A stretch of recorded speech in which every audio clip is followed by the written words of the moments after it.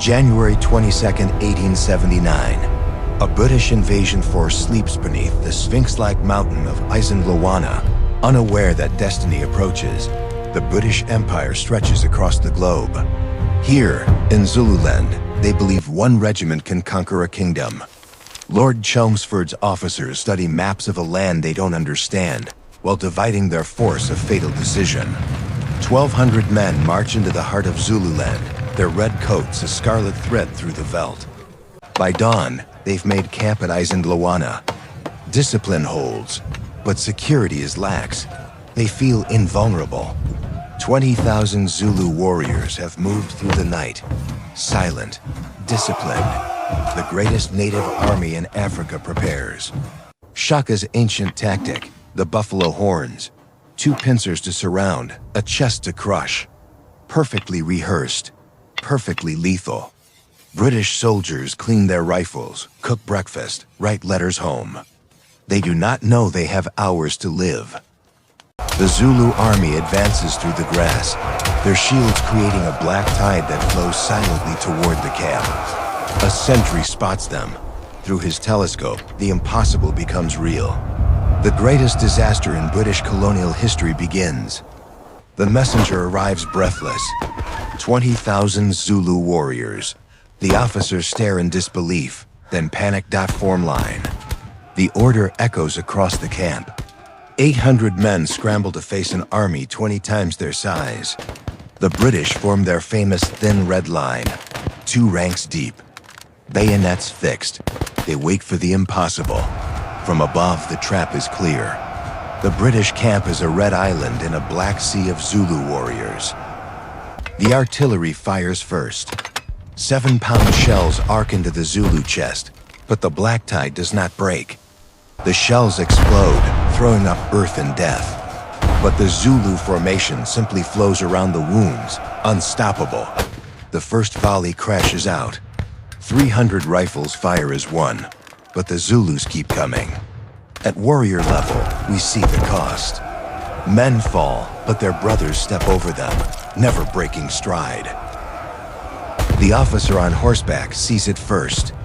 The horns are curling around them. They are being surrounded. The buffalo horns close. The British are encircled. Chelmsford's invasion has become a death trap. The right flank tries to extend. Men run, stumbling over tent ropes, desperate to meet the encircling horn. 2,000 Zulus charge the right flank at full speed.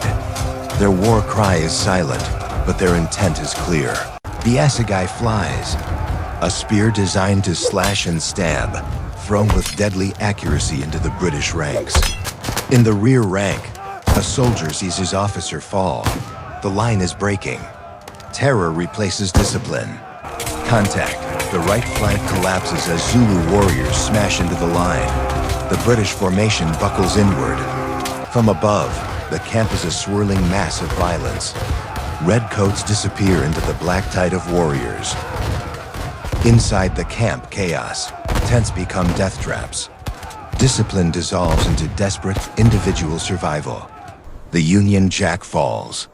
Britain's symbol of empire, cut down and trampled into the African dust.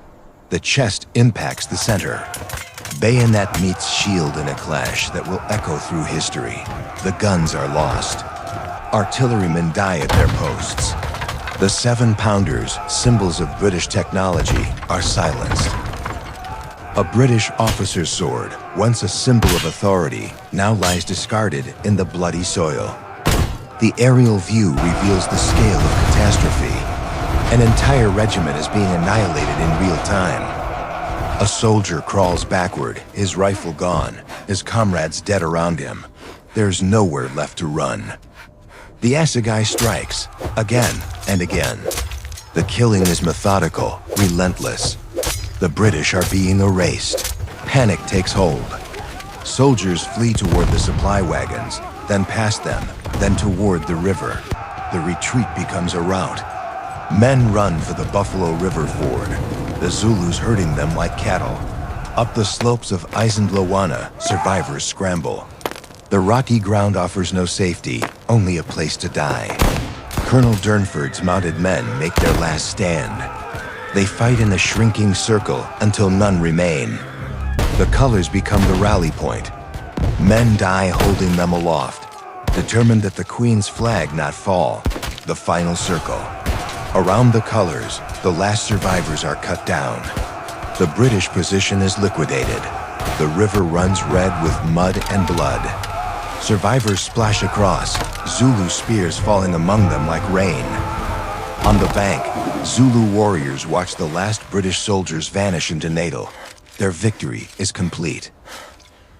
The dust settles on a field of death. 1,300 British soldiers lie on the slopes of Isandlwana. A Zulu warrior stands among the dead. His exhaustion is total. This is not triumph, but survival. The British came with wagons of supplies. Now their own ammunition feeds the Zulu army. At sunset, the battlefield becomes a landscape of ghosts. The Sphinx watches over its dead. The Zulu army begins the long march home. They have won the greatest victory, but the war continues. A single survivor hides in the rocks, waiting for darkness. He will carry the news of disaster. Vultures circle above the dead. Nature reclaims what human pride has sacrificed. Night falls on an empty camp. The tents remain, but the army that occupied them is gone. Dawn reveals the full horror. 1,300 men dead. The worst defeat Britain has suffered in Africa. On the field, the details tell the story. A pocket watch stopped at 2:29 p.m., the moment the line broke. The colors are gone, trampled into the dirt. The Union Jack and Queen's color, both captured by the Zulu. From Rorke's Drift, burial parties arrive. The task is immense. The graves will be mass, not individual. One by one, the dead are collected. Wrapped in canvas, they are carried to trenches cut from the stone. The mass grave swallows an entire regiment. British red coats disappear beneath African soil forever. A correspondence notebook survives. Its sketches showing the colors falling, the line breaking, the end. Lord Chelmsford returns to find his regiment annihilated. His invasion has become a national humiliation. Surviving officers stand at the graves. Their uniforms are torn, their faces show the weight of history. At Rorke's Drift, the small garrison holds. Their defense will become legend, but Isandlwana is the truth. The river crossing is silent now. The British are gone. The Zulus have returned to their kingdom. At Helpmikar, the wounded fill every cot. The surgeons work without rest, but many will still die. The surgeon's table tells the story of modern weapons meeting human flesh. The wounds are terrible. A Zulu warrior learns the Martini Henry. He has mastered the British tactic of volley fire. In the kraals, British equipment is repurposed. Red coats become clothing, helmets become bowls. In Peter Maritzburg, the telegraphs carry the news to London. The Empire has been humbled. 3 months later, the battlefield is quiet again. Grass covers the dead. Only the cairn remains. In the archives, the artifacts wait. A helmet, a rifle, a Bible with a bullet hole through Psalms. The campaign map shows the retreat, then the return. Britain will not accept defeat. Today, a descendant holds his ancestors' assegai. The hills of Zululand look the same. The memorial cairn stands at the summit. Names carved in stone, poppies in the cracks, remembrance. From above, the battlefield is a heritage site. Tourists walk where warriors died. Zulu dancers perform the war dance. The same steps, the same rhythm, the same dust rising. In the archives, the documents wait. The casualty list, the official report, the truth. At the river ford, the water still flows. The battle is memory, the land is eternal. A reenactor demonstrates the rifle drill. The same motions, the same weapon, the same dust. At the memorial, Zulu and British descendants stand together. History has become memory. The river at sunset, both banks peaceful. The war is long over, but the land remembers. Isandlwana at twilight. The sphinx-shaped hill becomes a silhouette against the African sky.